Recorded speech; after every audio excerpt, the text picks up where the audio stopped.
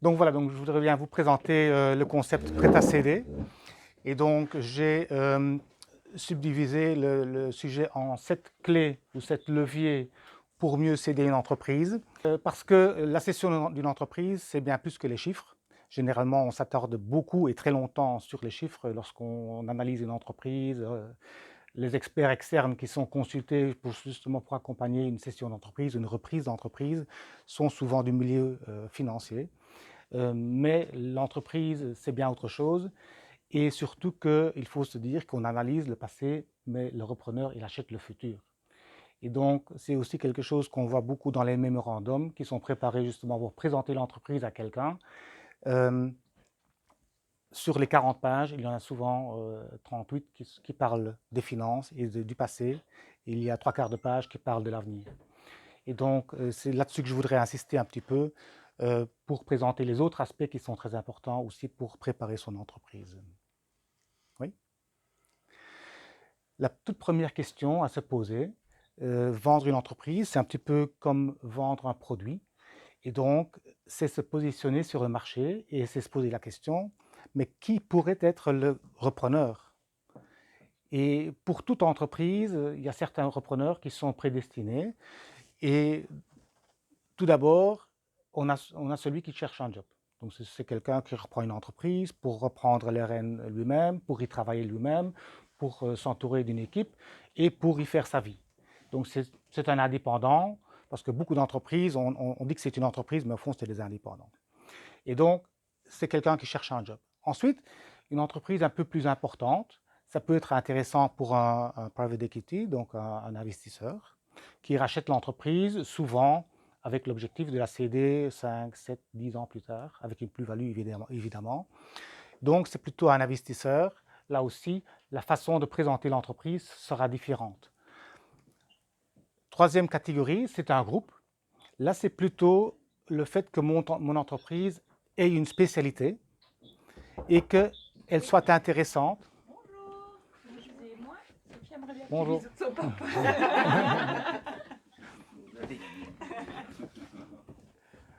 Très important. Donc c'est une spécialisation. Donc c'est un groupe qui cherche ce puzzle, qui cherche cette compétence, qui cherche un outil et qui s'intègre alors dans son ensemble. Et donc là aussi, la façon de développer mon entreprise sera différente parce que je veux que je n'ai justement que cette spécialisation et pas 36 choses qui tournent autour parce que ça va juste brouiller l'image. Et enfin, on a le futé. Donc ça, c'est celui qui cherche une niche et qui essaye de la trouver à prix bradé, qui a lui sa petite idée, comment il pourrait faire pour la développer, mais il cherche une structure, une infrastructure, peut-être déjà un nom, une notoriété, quelque chose. Donc il cherche quelque chose. Donc il sait très bien où il met les pieds, il connaît déjà son marché et il cherche juste le tremplin pour démarrer. Et donc lui, il cherche essentiellement un prix, mais apportant lui-même les compétences nécessaires. Bon, là, je vais passer un peu plus vite. C'est les performances financières, c'est l'analyse financière dans toute sa qualité. Donc, aussi bien les résultats que les bilans, etc. Attention que, au-delà des chiffres qu'on voit, qu'on fasse attention à la propreté des comptes. Donc, que chaque compte soit nettoyé, qu'il n'y ait pas des vieilles casseroles qui traînent, que dans les clients, que ce soit nettoyé, que les choses soient apurées, qu'il n'y ait pas des comptes d'attente qui soient ouverts. Que ce soit souvent des comptes courants qui sont vieux comme Mathusalem, qui traînent toujours dans les comptes, qui ne ressemblent plus à rien. Et ça brûle l'image, donc ça ne donne pas une bonne image et pas une bonne qualité de l'entreprise. Et c'est des choses qui sont absolument à éviter. Ensuite, un aspect souvent négligé, c'est l'aspect de la gestion du risque. Si vous présentez votre entreprise à quelqu'un et que vous pouvez lui montrer que vous êtes conscient des risques de votre métier, et aussi que vous avez déjà une stratégie de gestion de ces risques, forcément, ça lui montrera que vous maîtrisez votre sujet, vous maîtrisez votre métier, et ça le mettra plutôt en confiance de voir, voilà, on a des risques, il y a des risques qui ne sont pas acceptables, d'autres qui sont existants avec lesquels on doit vivre, est-ce qu'on les a couverts ou pas. Si on a décidé de ne pas les couvrir, on a une stratégie de les tenir à l'œil pour ne pas que ça déroute, etc. Donc c'est quelque chose à tenir à l'œil, et là aussi, je le mettrai très en avant de mon pitch pour montrer que je maîtrise vraiment mon entreprise. Ensuite, le cycle du cash flow. Comment est-ce que mon entreprise vit? Et à la fin, est-ce que mon entreprise est scalable? Est-ce que je peux augmenter en cadence et en croissance par des financements internes parce que justement mon cycle du cash flow est bien étudié et que plus j'ai des contrats, plus j'ai du cash. Et très généralement, c'est le contraire. C'est qu'on préfinance beaucoup trop. Chaque contrat vous coûte d'abord de l'argent avant de récupérer votre marge à la fin. Et donc là, c'est toute une gestion, toute une stratégie à mettre en place de comment je peux gérer cet aspect-là pour que mon entreprise soit fluide, soit liquide, pardon, et que je puisse justement me développer et ne pas faire attention tout le temps, est-ce que j'ai le cash nécessaire pour le faire. Maintenant, on passe plutôt dans les aspects immatériels, c'est la notoriété. Et la notoriété, c'est un peu le langage corporel de l'entreprise, c'est la façon de se présenter, c'est la façon dont les gens sont reçus au téléphone, c'est la façon dont on traite une réclamation. Donc c'est un petit peu ce qu'on appelle aussi la culture d'entreprise, c'est un petit peu comment on fait chez nous et aussi comment on ne fait pas chez nous. Donc c'est tout cet aspect-là, c'est le langage corporel de l'entreprise qui est très important. Donc il y a le côté visuel, forcément, logo, la publicité, le marketing, etc. Mais il y a aussi tous ces aspects qui sont juste immatériels. Oui. Alors la stratégie, donc ici j'ai représenté un tunnel de vente, mais je l'emploie aussi bien en offline qu'en online. Donc ça veut dire quelles sont vos techniques pour acquérir des nouveaux prospects. Quelles sont vos techniques pour présenter le ou les produits et comment vous allez convertir les intéressés, les prospects en clients. Donc il faut vraiment que ce soit méthodologique et que vous connaissiez aussi les taux de conversion. Donc ça veut dire j'ai autant de contacts et ça me fait autant de réussite. Donc c'est un petit peu comme si vous tirez sur le but, eh bien en moyenne en tirant 20 fois, eh bien je marque 8 fois. Donc c'est quelque chose qui doit être statistique. Si vous dites on fait ce qu'on peut et puis on verra bien, voilà, ça c'est plutôt une question de chance. Ici, c'est plutôt quelque chose d'étudié et aussi du fait que vous en faites une statistique.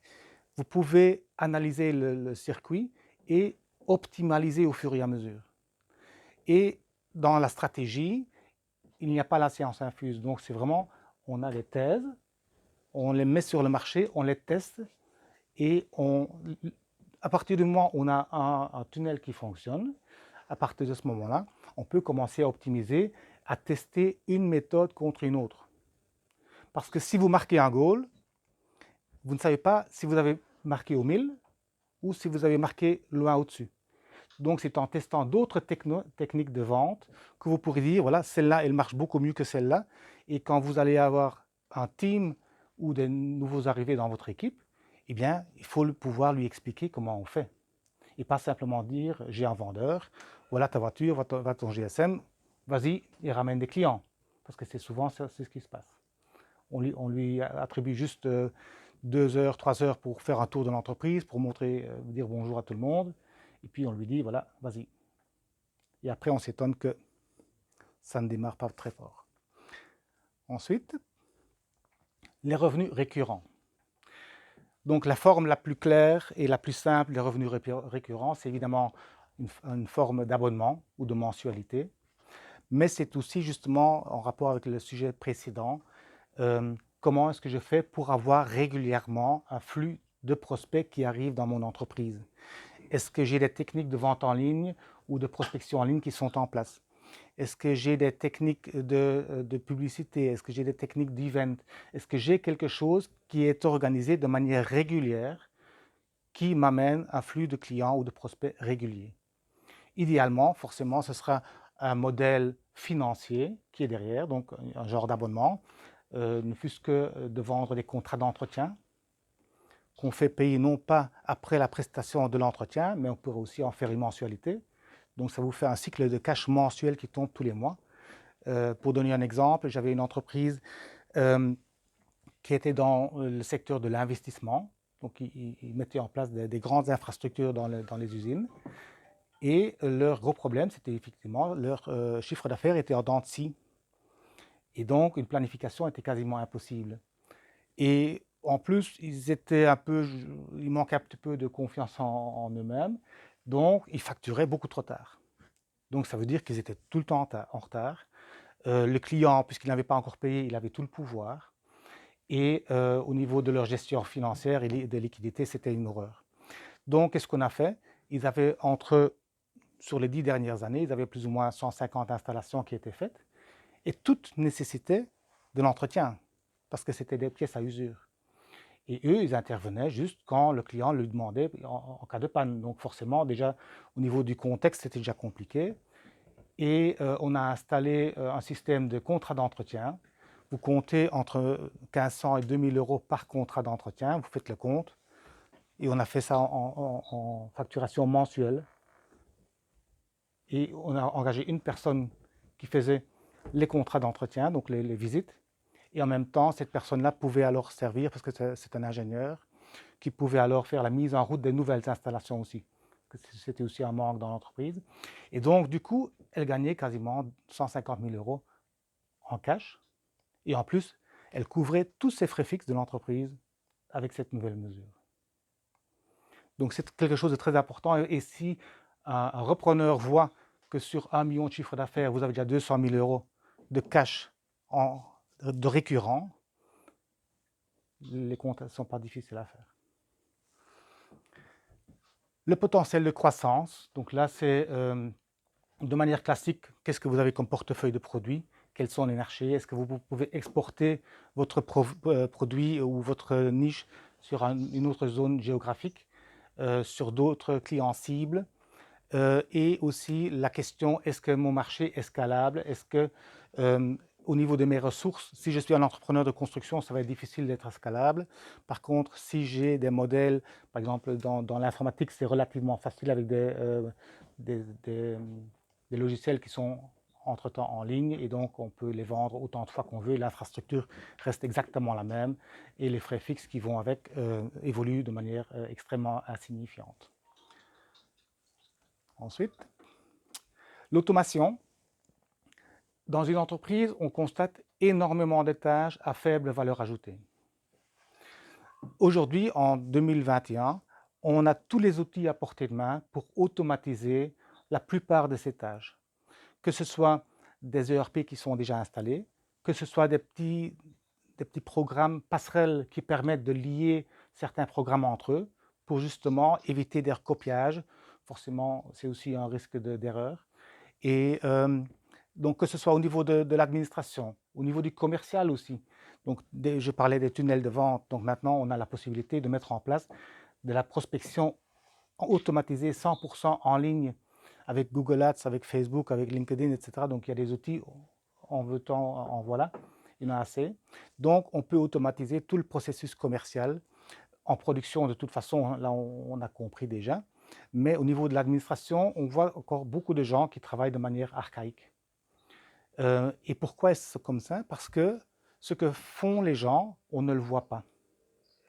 Les gens travaillent, ils sont occupés, tout le monde fait de son mieux et de bonne foi, mais est-ce que c'est vraiment efficace? Est-ce qu'il n'y a pas des choses qui sont redondantes? Et aussi, dans les bureaux, souvent, chacun fait comme il pense bien faire. Donc même différentes personnes font le même travail et elles le font de manière différente parce que chacun travaille un petit peu dans son petit monde. Donc là aussi, au niveau des procédures, soyez plus procédurier, que les choses soient réglées, qu'on ait une méthode de travail qui soit acceptée et mise en place pour tout le monde. Et là aussi, que ce soit des nouvelles personnes qui arrivent, c'est plus facile pour leur montrer comment il faut faire. Et là aussi pour le repreneur, s'il voit que c'est clair, c'est réglé, il y a une structure qui est mise en place, là aussi c'est des arguments de vente assez fortes. Et enfin, c'est peut-être l'argument le plus fort, est-ce que le patron est dispensable? Est-ce que je peux l'enlever du jeu de quilles? Est-ce que ça fonctionne toujours? La plupart du temps, c'est lui qui a tous les contacts, c'est lui qui a le savoir-faire, c'est lui qui prend les décisions et il n'y a aucune délégation par rapport à ça. Donc, organiser tous ces transferts de contacts, de compétences, de prise de décision au sein de l'équipe pour que justement, si lui quitte l'entreprise, eh bien que le jeu de cartes ne tombe pas et que l'entreprise soit vraiment prête à être cédée et que quelqu'un d'autre puisse prendre les rênes pour la continuer et justement avoir une certitude qu'il pourra assumer ce job. Parce que si le patron il tient trop de cartes dans sa main, l'autre il va avoir peur. Il va dire, mais si les gens ils vont pas me reconnaître comme leur contact préférentiel, si lui il a des compétences et une expérience depuis 40 ans pour faire son métier et rien n'est écrit nulle part et que même les employés ne savent pas comment, le dernier petit truc, comment on le décide, comment on le met en place, ça va être extrêmement difficile. Voilà, comme ça j'ai fait un petit tour en 9 leviers, pas 7, 9, pour attaquer une session future d'une entreprise. Et sur quoi je veux insister, c'est que c'est bien plus que des aspects financiers, c'est vraiment des aspects organisationnels et stratégiques de l'entreprise qu'il ne faut pas négliger pour bien se préparer. Super. Merci. Merci. Merci. Merci. J'ai pas mal